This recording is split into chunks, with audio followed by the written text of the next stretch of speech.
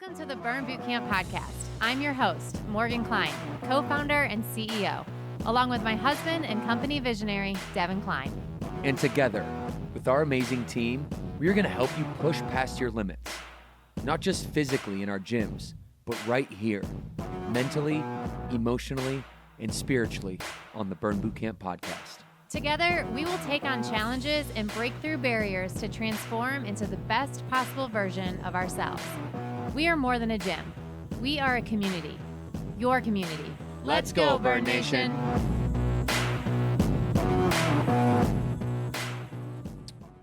Burn Nation, welcome back to the Burn Bootcamp podcast. It is your host, DK, and I'm in the building with another episode of Ask Devan Anything. Today, we're talking all about how to grow muscle. Who is interested in how to grow some more muscle out there?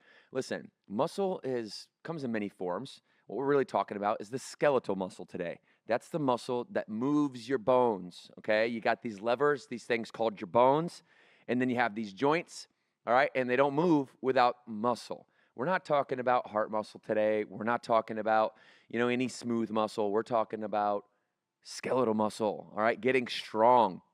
And listen, there are 5 principles that I want to go over today that really kind of give you a well-rounded picture of what it means to build muscle, because it is a science. There is some art to the strategy of building muscle. There's some psychological art to it. You want to make sure that you're motivated, that you're inspired, that you actually want to show up and do the hard work, because you and I know one thing to be true, that doing the hard work is hard.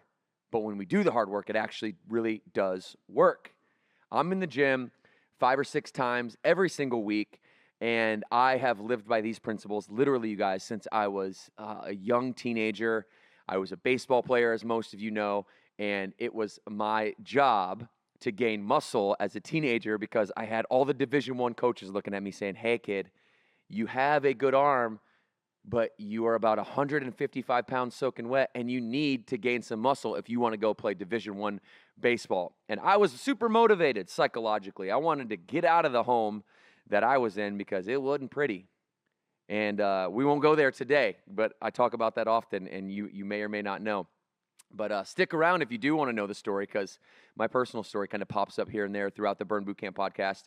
But I know how fitness can change your life. I know how building muscle can change your life. Not only how it can give you confidence, but how it can actually change you posturally, how it can really change the way you walk, the way you sit, and ultimately the way you move through life, your confidence, okay? So here are the 5 muscle building principles that we're going to go over today in Ask Devan Anything. Number 1, progressive overload. Number 2, mechanical tension. Number 3, sufficient volume. Number 4, recovery and nutrition. And number 5, periodization. These are the fundamental principles of strength training and building muscle. We're going to touch on each one today on Ask Devan Anything, because the question today is, DK, how do I build muscle sufficiently, efficiently?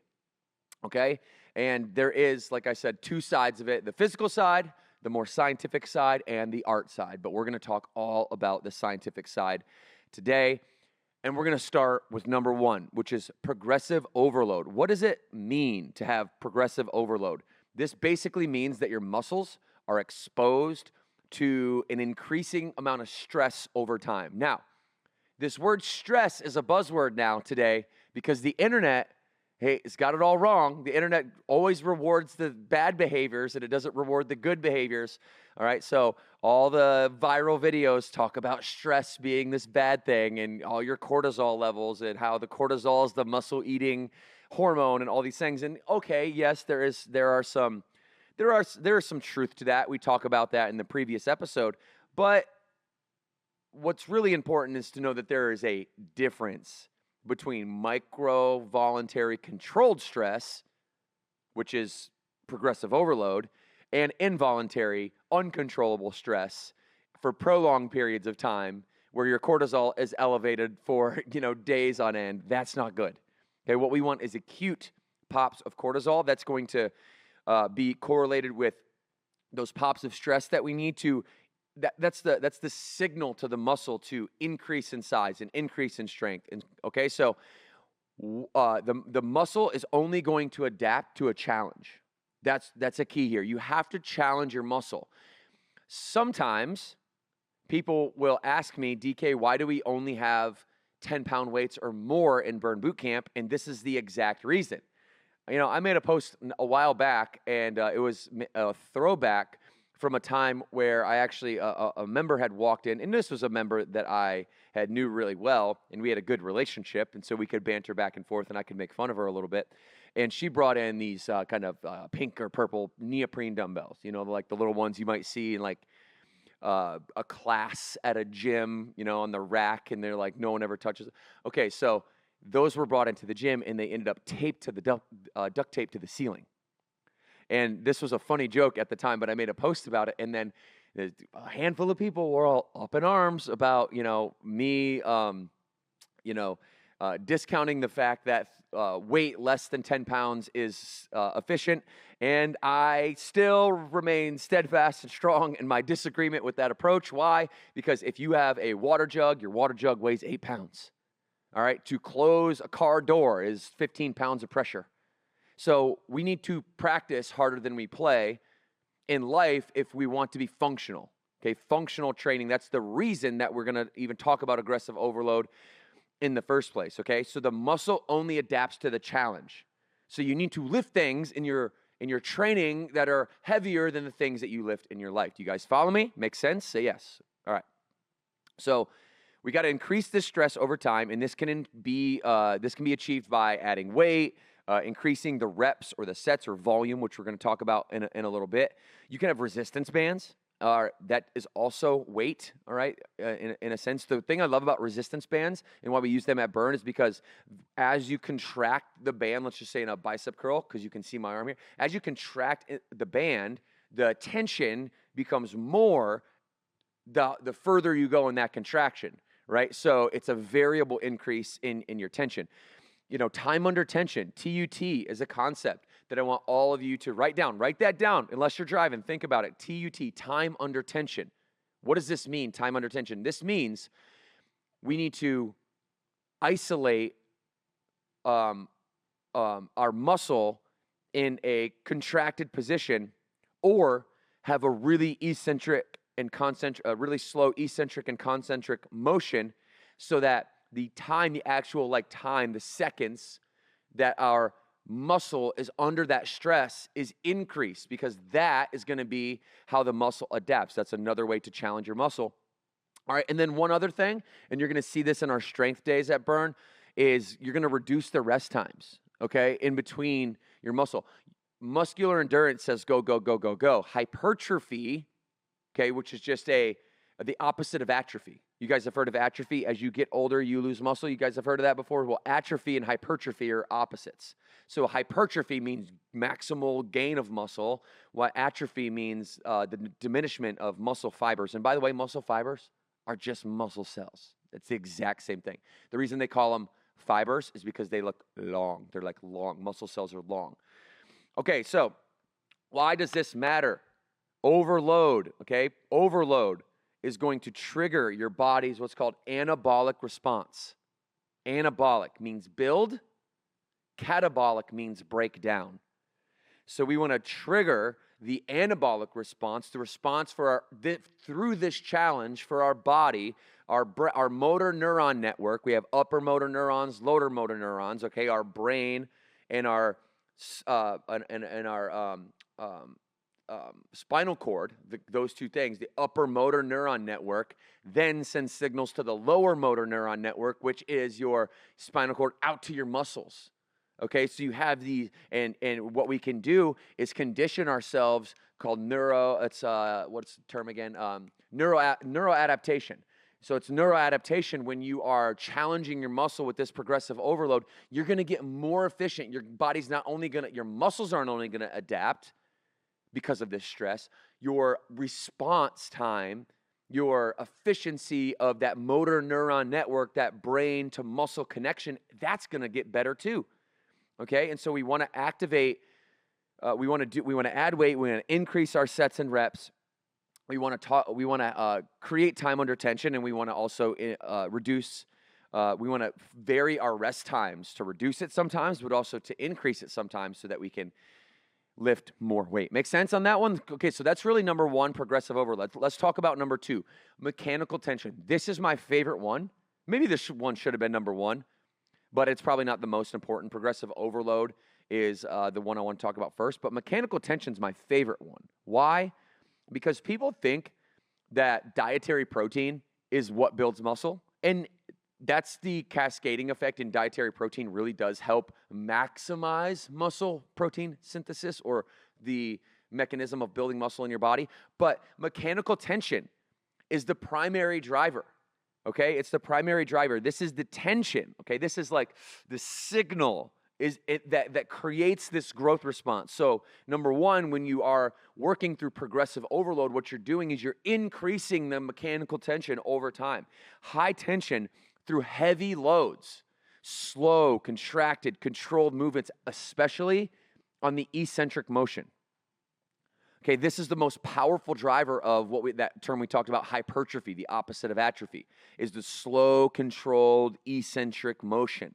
So when we're talking about mechanical tension, and just put yourself in a position where you're lifting inside of the gym, all right, let's just say that you have a pull-up PR, that you're following our PR program, our fundamental 24 exercises. We get in our mesocycle to pull-ups, and you've got 5 pull-ups. You just can't get over the hump. You got to 5. You're so proud of yourself, but you've gone through a couple of these mesocycles and you're stuck at 5. Okay. What the principle of mechanical tension is going to say, all right, we're gonna really zero into that progressive overload tactic called time under tension.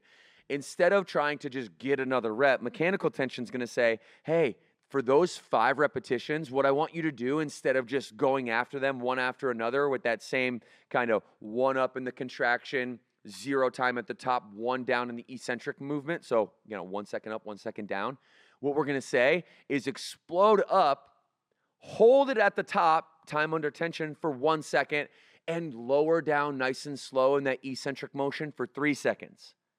Okay, that's just one way to increase the mechanical tension. Another way to do that, if you really want to go after your PR, do your 5 reps, but on the 6th rep, give yourself some help, get on a box, get up on top of that pull-up bar, hold it, time under tension at the top of the contraction, all right? Hold it for as long as you can, and just let gravity take over, and you're going to fight gravity. That sometimes will put you in a position where the eccentric motion is anywhere from 3 to 10 seconds, all right? That's just one way to increase mechanical tension. But another principle that's really important here, and I'm going to stick on the fundamental 24 exercises, which roll back, by the way, to the human movement patterns. The reason that these 24 are fundamental is because you have human movement patterns.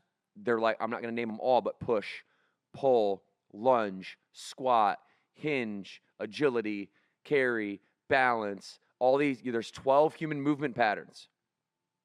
All right, you could have a variation depending on what your programming is, but at Burn Bootcamp, we have 12 human movement patterns, 7 primary and 5 secondary.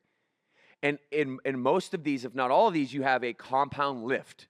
Some of them, like gait means the way you walk or your stride. Like a sprint isn't necessarily going to be a compound lift, but push, pull, lunge, hinge, squat, these are all going to have compound lifts, okay? And that's another important part of mechanical tension, because I talked about this concept called skeletal muscle. Skeletal muscle is connected to your levers, okay? Your levers are your bones and your joints, the combination of those. Your skeletal muscle moves those levers.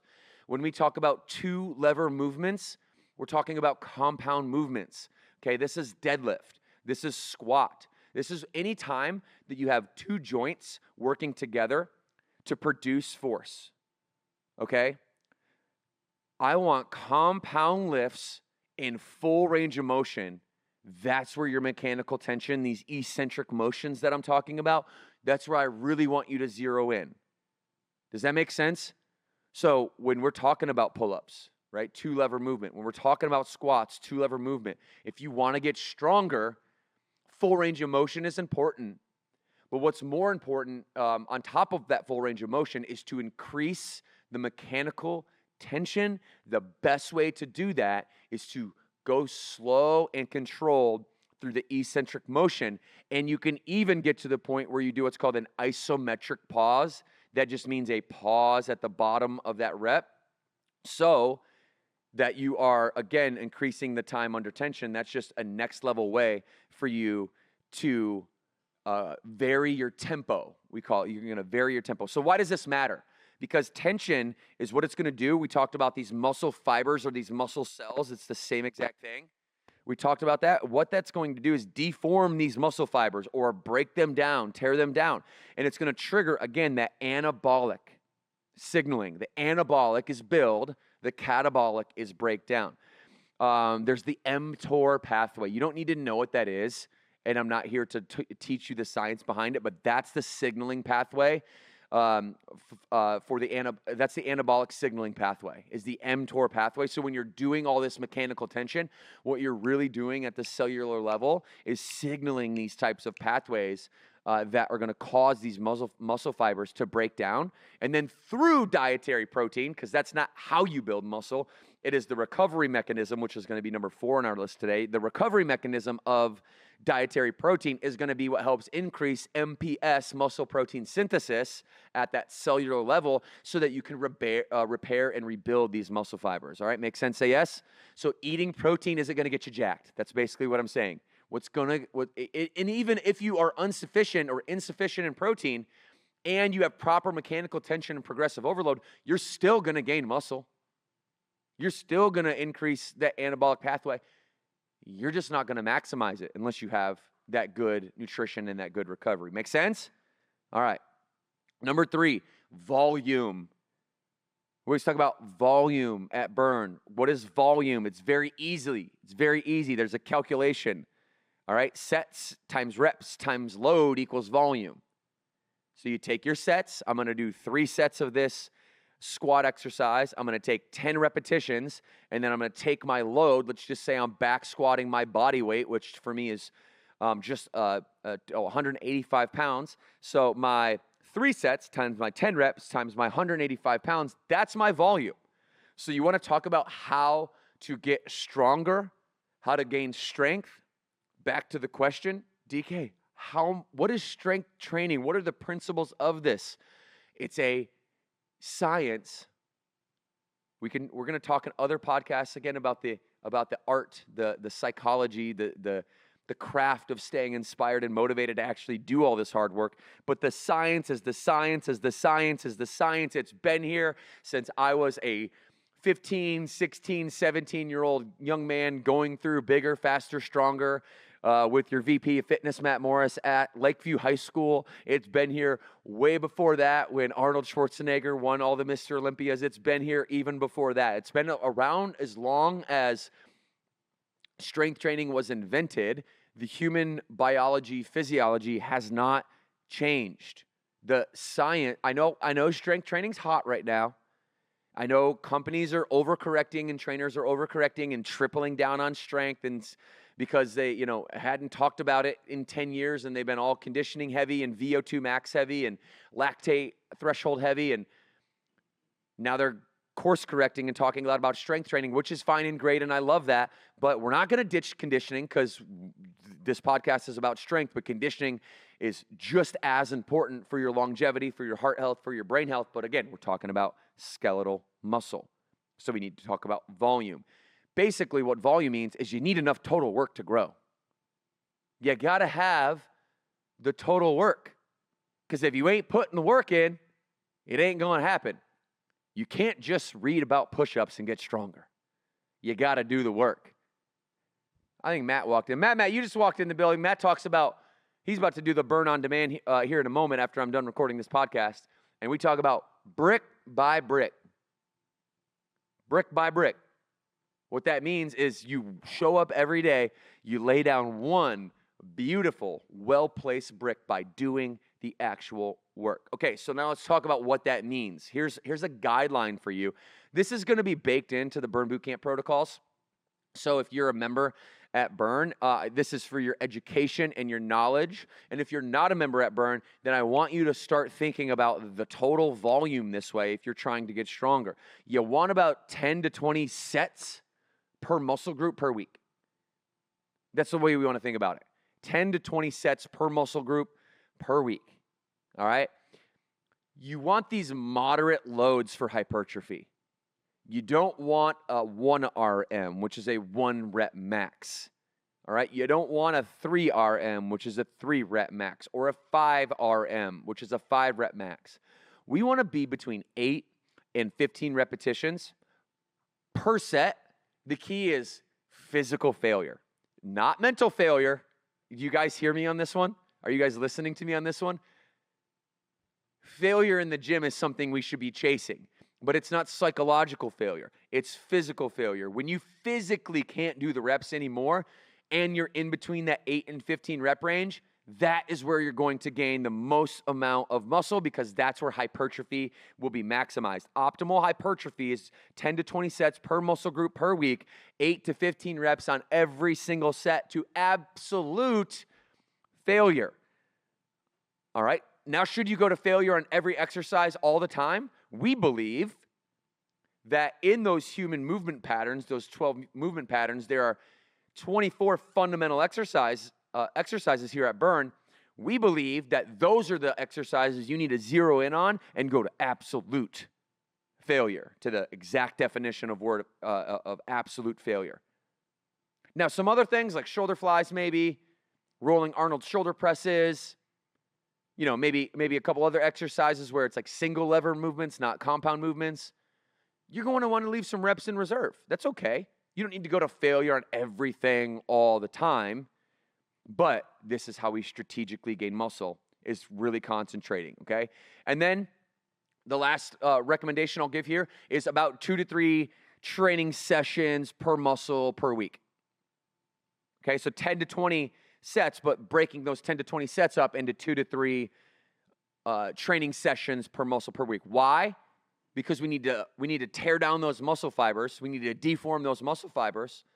We need time to get recovery and to have good sleep, to have dietary protein enter our body so that we can go through muscle protein synthesis, and then we need some time to recover and to repair. So we want to have this cycle of breaking down, repairing, building up, breaking down again, repairing, building up. This is the process of muscular adaptation. You're also going to get a lot of neural adaptation there as well, meaning that your brain and your spinal cord, your central nervous system, speaks to your muscles more efficiently, so that you can fire and wire more efficient movements, which will increase this fancy term we call proprioception, or your body's ability to move and connect with your own movement in space and in time. Make sense? Say yes. Okay. Number 4, quickly on this one. Recovery and nutrition. Okay, recovery and nutrition. Muscle is built in the gym, okay? People say muscle's not built in the gym. Muscle's built in the gym. Mechanical tension, it absolutely 100% is built in the gym. You don't get muscle growth without mechanical tension, without breaking down the muscle fibers. Now, we can also say that it's grown outside of the gym. The size of the muscle, hypertrophy occurs, muscular growth occurs outside of the gym once we repair those muscle fibers, for sure. But that the construction, the demolition, right? If you think about a building, let me give you a metaphor. If you want to build a brand new building, let's say there's this beautiful piece of real estate, there's this building that's on it, and it's a building that you'd like to see get better, right? You want to see your muscles get bigger, you want to see your muscles get stronger, more dense. You like the way your body looks, but you maybe have some goals in this regard, okay? So, metaphorically, what you're going to do is you're going to go break down that building. You're going to demolish the building so that you can build up a new building. Without demolishing the building, there's no space to build the new building. You follow me? So the act of building starts with the demolition. That's why I'm saying muscle is built in the gym. It is also built outside the gym. But I just don't want you to have like this misnomer that people say like muscle isn't built in the gym, it's only built in the kitchen. That is not true, because you can't build a new building unless you demolish the old one first. So the act of construction is kick-started in the gym through mechanical tension, through progressive overload, through sufficient volume. And then the growth side of it, or the net new construction, requires sleeping. For some people, it's 6 hours. For some people, it's 7 hours. For some people, it's 8 hours. For some people, it even could be 9 hours. If you're sleeping 10 hours, you need to sleep faster because you're sleeping too much. You don't need to sleep 10 hours. Sleep faster, okay? Sleep for 7 to 9 hours on average. I'm a person who has a demanding lifestyle. I'm 6 or 7 hours. My body has adapted to that. I'm good to go. I'm consistently building muscle. My goals in life are to body recomp consistently, meaning stay athletic, meaning simultaneously build muscle and simultaneously burn fat and not maximize either one for any given time. No bulking period or cutting period, because I found myself to be absolutely miserable during cutting periods because of insufficient nutrition. So I'm focused on what's called body recomposition, which is a slight deficit in calories, a slight one, 100, 200, 300 calories a week, but sufficient protein to do what we're talking about, to consistently build muscle. And it's working. I'm losing body fat like crazy, and I'm slowly gaining skeletal muscle mass, okay? When you sleep for this 6 to 9 hours, you're going to increase the miracle hormone, GH, growth hormone. The only thing that blunts your GH is if you smash carbohydrates right before you go to bed. Don't do that. Okay, don't smash carbs right before you go to bed. I want high protein before you go to bed with some high fat. My favorite go-to is 2 scoops of Afterburn. Right now, cookies and cream, but I'll default back to my chocolate when that's gone, with 1 tablespoon of almond butter. And what that's going to do, that good, slow-burning fat is going to treat that whey protein like it's a casein, all right? And it's going to allow it to slowly break down over my rest period. And it's going to increase your testosterone if you do it the right way. And yes, ladies, you also have testosterone. You want to increase your testosterone. Testosterone and GH are the muscle-building hormones. That protein intake, let me just give you some recommendations real quick, because yes, muscle protein synthesis does depend on dietary protein. You want anywhere from, this is rough estimates, and this is just going off the best research that I can find. Anywhere from like 1.8 grams per ideal body pound to 2.2 grams per ideal body pound. This is on the extreme scale. Like if you're like a professional bodybuilder, and I want to just give the full range, or somebody that is really trying to control their weight might go a little bit lower.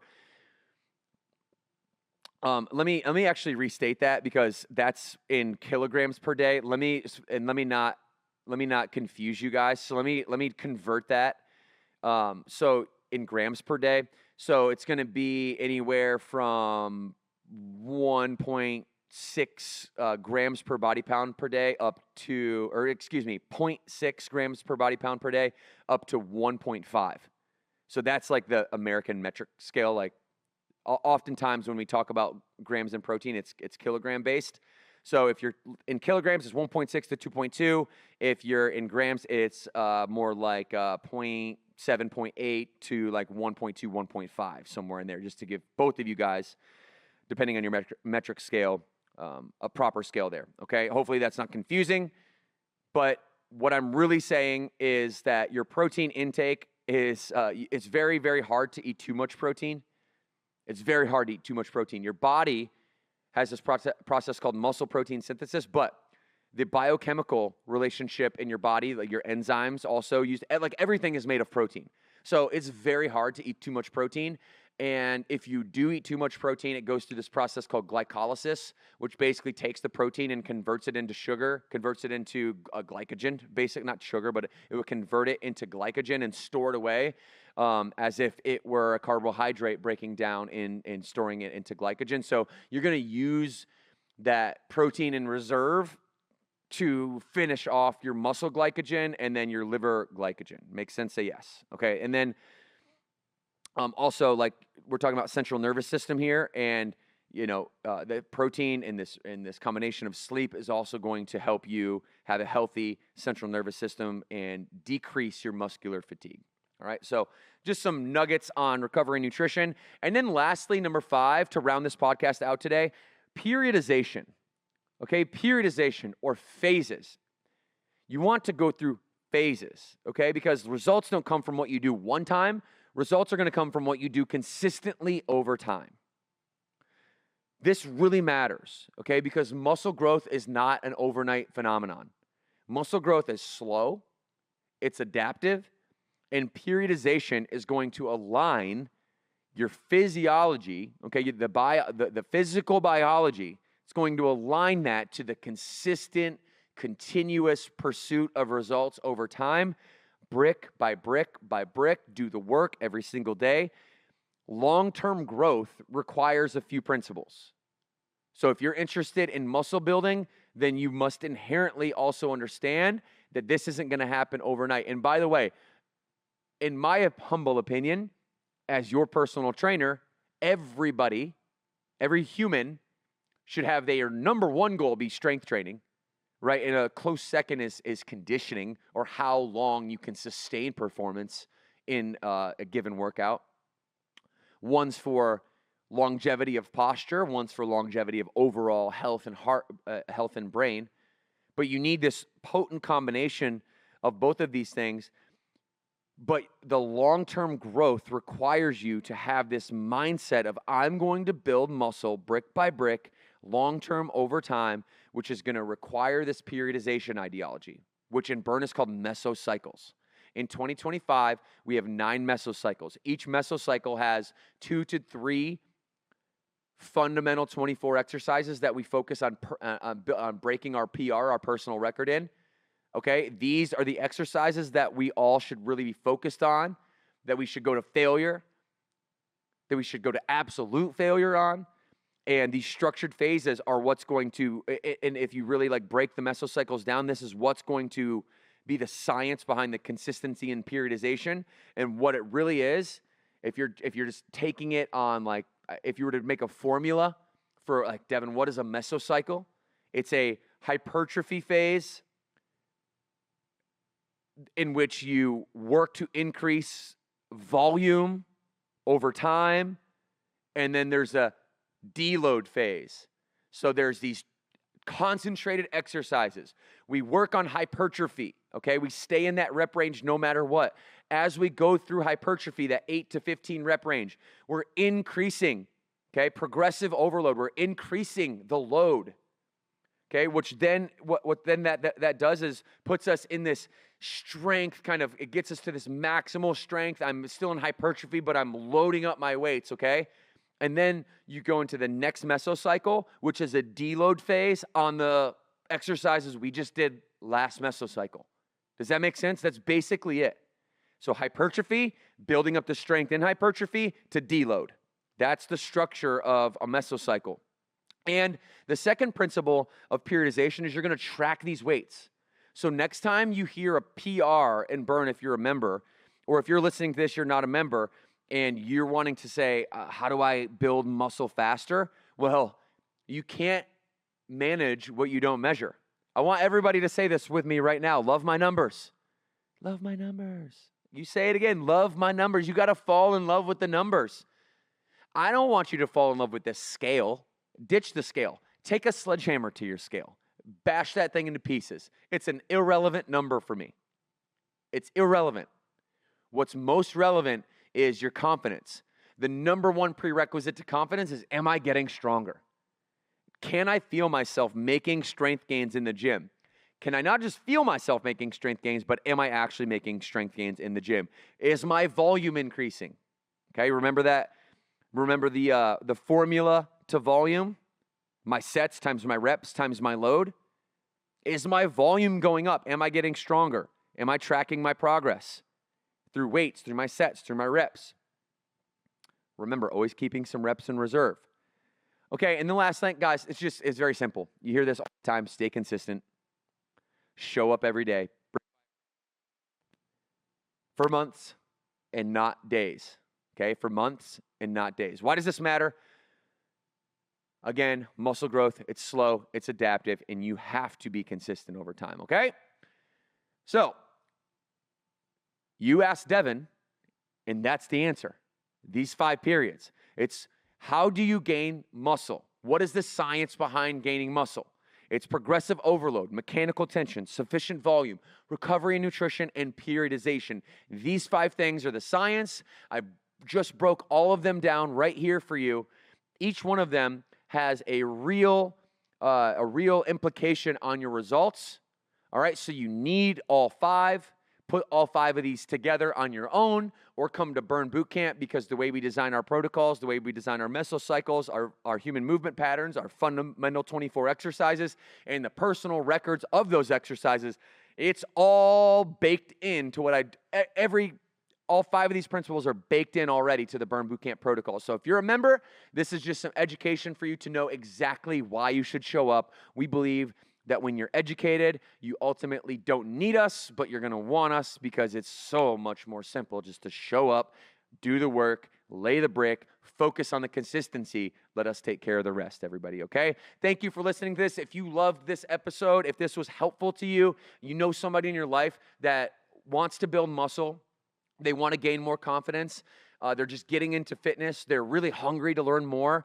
This is what I'm here for, to be your personal trainer, to break down the principles that make myself and the 2,500 trainers currently that are Burn Nation, to the principles that we use to help our members get better every single day, day in and day out. I break all those principles down here for you so that you have all the tools, the resources, the knowledge that you need. Share this with somebody in your life that you love. Subscribe to the YouTube channel. We are trying to build this YouTube channel and really get this podcast out into the world. Do me a favor right now. Go to your text message, all right? Go to YouTube first, get this share link, and I want you to then text like 5 or 6 friends. Just fire this off. Hey, you might like this. You might like this. You might like this. Subscribe yourself. Help us grow the podcast. I appreciate you. Your support is my oxygen, and it helps me keep going. Until next time, 2 claps on 2. 1, 2.